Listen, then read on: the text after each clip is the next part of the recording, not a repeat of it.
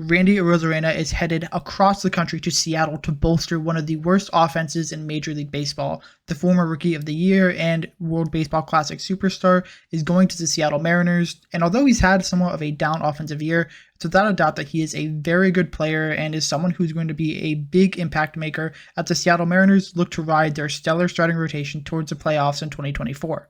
In return, the Rays are getting 2 prospects as well as a player to be named later, which is likely going to be a lower level prospect, someone you're most likely not going to find in a lot of top 30 lists, but someone who still has some value, especially to a team like the Rays that love to get value out of seemingly nothing. Many people expected the Rays to go in a buyer and a seller approach, and Arozarena would execute a full sell as they still had some years of team control, so it looks like they're really going ahead and try and punt towards 2025 and see if they can retool their roster to make a playoff push then, so I do expect the Rays to continue to sell as the deadline approaches. In this video, we'll dive into the Randy Arozarena trade that just happened tonight and see exactly where the Mariners and the Rays fell on both ends of this spectrum. See which team won, which team lost, or maybe both teams end up winning. We always love when both teams can come out as winners in a trade. It doesn't happen often, but if any team can do it, it's the Rays. Before we begin, it would mean a ton if you go ahead and subscribe to the channel. You get more trade content like this from all the trades at the 2024 deadline, as well as some other interesting videos that I publish every week, as well as get some really great content from other creators that are similar to mine. Without further ado, let's dive into the first big blockbuster of the 2004 MLB Trade Deadline. Randy Arozarena was the starting left fielder for the American League in the 2023 All-Star Game in T-Mobile Park, and now he's going to be playing his home games at T-Mobile Park in Seattle for the Seattle Mariners. He provides a huge boost to an offense that has been incredibly bad to start 2024. It's been crazy to see the difference between the Mariners' offensive and pitching stats, as it is just completely wild how they have one of the best pitching staffs in baseball, yet their offense just cannot get things going. Although Arozarena has had a relatively down 2024, he is an above-average hitter, and he does provide a lot of value on defense as well, playing above-average left field. So far in 2024, he has a 213, 319, 398 slash line, which is good for a 106 OPS plus. So although he isn't getting as lucky as he has been in the past with balls in play, he is still walking a lot, and that is going to help him go ahead and produce some value in Seattle. Of course, there's some rumors that Seattle is really just not a great place to play and hitters hate playing there, a la Teoscar Hernandez. Hopefully the move to Seattle, which is a bit of a pitcher's park, can provide a boost to Arozarena's value. Will it? We'll see, but if he can find his own and maybe a change of scenery can help, he will be a very good player in Seattle and can help them lead to a postseason berth for the second time in 3 years. Arozarena is also a threat on the base pass so far in 2024, 16 steals, 7 caught stealings, which he has led the league in caught stealings twice in 2021 and in 2022, but the 2021 Rookie of the Year does provide a lot of value on the base pass, just being able to steal bases and provide positive value in that way. Although he doesn't have the highest success rate, he will be able to swipe bags in critical situations as long as he doesn't get caught. That's why MLB expanded the bag to go and allow players to steal more bases, and he looks to be one of the players that is able to capitalize on that, and in Seattle could be one of the players that will go ahead and capitalize on that if they allow him to be aggressive on the diamond. So far in 2024, he's at a career-low 252 BABIP, or batting average, in balls in play, which means he's gotten very unlucky with the balls he's hit, and that is definitely something that is due to come back to the mean. It's over 50 points lower than his career low before 2024, so I do expect him to have that come back to the mean a little bit and get a little luckier, and you'll see that average and that on-base percentage rise, which in turn allows the slugging and the OPS to rise. So I think he will get better in Seattle, even though it is a pitcher's park, just simply due to luck, which is always a good thing to have. If luck starts going on your side, good things happen.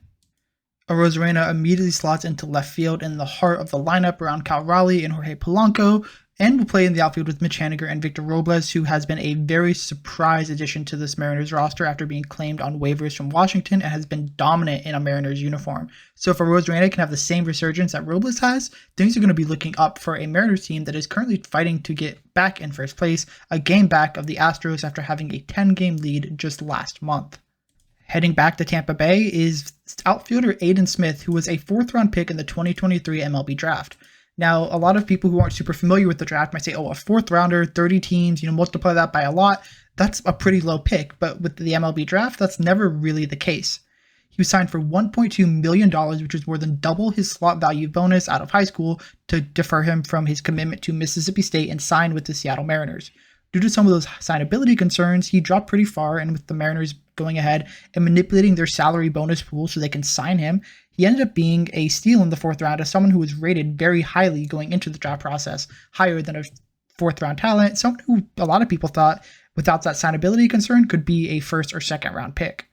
With the Mariners' 2023 draft class being pretty high school heavy, with Cole Emerson, who's currently a top 25 prospect according to a lot of people, and top 10 in my book, Johnny Formello, who looked very good before getting injured, and Ty Pete, who looks to be the shortstop of the future in Seattle, he's been pretty much overlooked. A lot of people haven't looked at Aidan Smith as the breakout star that he has been, simply because there's a lot of higher draft pedigree guys right in front of him who are also doing very well out of high school in the Mariners system.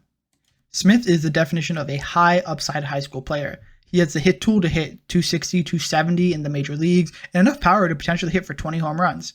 He's got above average speed and can play center field above average as well. That's a 5-tool player, although none stand out totally super high. The ability to be a 5-hole hitter maybe who provides above average defense is invaluable to a team. You could even maybe go a little bit higher up in the order if you're looking traditionally and maybe steal a couple bases, which the Mariners don't love to do, but they do have that ability. So the Mariners did a great job of scouting high school talent, and it's something that the industry is starting to recognize that the Mariners are very good at. So then you take them from the Mariners and put them in the Rays system, which is known for maximizing talent development. And Aidan Smith has the potential to be a superstar at the next level, a multi-time All-Star, and someone who can make a huge impact at the major league level. The Mariners have a very deep farm system, so when I say that he's the 12th ranked prospect by MLB Pipeline heading into 2024, that means that if he was a highly rated prospect in a lot of other systems, it probably would have been something like top 5 in a system like the Kansas City Royals. Currently, Baseball America, which updates a little more regularly, has him as 14th in the Mariner system, which again might seem kind of low, but is pretty high compared to a lot of other systems that are weaker, like, again, the Royals. The other player with new aspirations of playing the Trop someday is right-handed pitcher Brody Hopkins, who was drafted in the 6th round of last year's draft, 187th overall. Hopkins had an interesting collegiate career as a two-way player at the College of Charleston, but he didn't really pitch a ton before transferring to Winthrop, where he really embraced that two-way role before the Mariners took him, signed him for $225,000, and put him as solely a starting pitcher, and so far, things have worked out. Hopkins had some spotty command in the college ranks, but so far he's had a pretty normal walk rate in 2024 and when he played in 2023. And that's a positive sign that he might be able to go ahead and really take this 4-pitch mix of a above average fastball and slider, pairing with a decent changeup and a okay cutter that could use a little bit more improvement and become a solid middle of the rotation, back end of the rotation kind of piece. If not, some scouts think that he could be a decent middle or high leverage arm, especially against right-handed pitchers, but it's a matter of whether he can go ahead and really refine his command just enough that he won't walk as many batters at the major league level and go ahead and be a starter. With him now focusing on being a pitcher full-time and with some really great development in the Mariners and now Rays organizations, there's, some hope that he can go ahead and be a starter at the next level. If any organizations can do it, it's the Mariners and the Rays, known for having good development of players, especially pitchers for the Mariners and just everyone for the Rays. With a nice 4-pitch mix, he has some variability that if he needs to drop a pitch, he can. He doesn't use his changeup a ton already, so if he needed to, he can refine that a little bit. And with a fastball that's at 98 at times, that can be a great pitch for a high leverage arm or a medium leverage arm should he need to go ahead and move to the bullpen. And then, of course, there's a player to be named later, which isn't a ton. You never really know what this is going to be until it's announced, but it's often not a top-of-the-line player. Very rarely do you see a guy in the top 20 of a Baseball America or MLB Pipeline list be included as a player to be named later, let alone a top 30. So we'll see exactly who it's going to be, but it's someone that probably a lot of people outside of the big prospect realm is not going to be super familiar with. So when that name does get announced, go ahead, look it up, and try and look into him to see exactly who it is. But with the Rays known for scouting and finding gems, it could potentially be a very good player in the major leagues in a couple years. Now that we've had some time to talk about all the pieces of this deal, let's go ahead and grade this trade. For the Seattle Mariners, I'm going to give this trade a B, which seems kind of weird. They're going ahead, they're going all in and really focusing on their offense, which Randy Arozarena has. Why would this be a B if they're only giving up a couple top 10 prospects in their system? People below that, frankly. Well, it's simply because Randy Arozarena is not having a great year. He's not at the top of his game right now. I don't love how he's performed so far offensively, even though he's had some bad luck. And you throw that in a very heavy pitcher's park like Seattle, and I just don't see it working super well. He's also not going to have a ton of opportunity to drive in runs because the rest of the offense is kind of abysmal right now. And the other big thing is the Mariners heading into 2024 said they wanted to address their strikeout rate. And what happened? It got worse.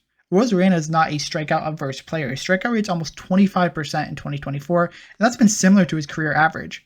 He's going to strike out a lot, and that's just the MO of the Mariners right now. I think a lot of people thought he'd be a good fit in Seattle. I personally wasn't the biggest fan of that. I think there were other organizations that could potentially utilize his talents better. But Seattle is a good organization for him to go to and try and get to a team that hasn't made the playoffs a ton into the postseason. We'll just see how it works. I like the players they gave up as well, and simply because I don't see it as the best fit in Seattle, and I like some of the pieces that the Rays are getting back, I don't love this deal for the Mariners, and I think a B is a fair grade for that. Now for the Rays, looking at this in a vacuum, I'm going to have to give this a B-. I think there was a couple different ways they could have went about this. One of them was to go and try and retool and focus on winning in 2024 and 2025 and keep their competitive window a little more compact. Or they could have really tried to sell and see what they could have gotten of players who aren't necessarily going to make their major league debut anytime soon. And that's exactly what Hopkins and Aidan Smith represent, players who have a little bit of time before they'll make their major league debut, telling me they're probably either going to try and retool a little bit, buy a little bit, and sell off some of their farm system later, or they're really going and selling all right now for a later competitive window. I personally think they should have tried to retool, and of course the rest of this deadline will go ahead and see whether they actually do or don't. But based on the information we have now, I think they should have tried to maybe get a couple players closer to the major leagues, or get maybe one higher upside player that is closer to the major leagues.